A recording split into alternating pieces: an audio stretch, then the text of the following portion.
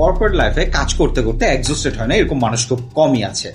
একইভাবে আমি একবার আমার বসের কাছে গিয়ে বসে আছি এবং অনেকগুলো অভিযোগ একটার পর একটা বসকে দিয়ে যাচ্ছিলাম।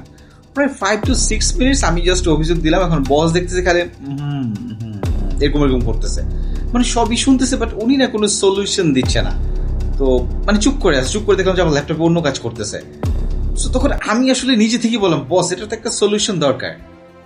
যখন আমি এই কথাটা বললাম তখন আমার দিকে তাকাই বলে, আপু আচ্ছা শাহির ভাই কি যেন বলছেন, কি সলিউশন?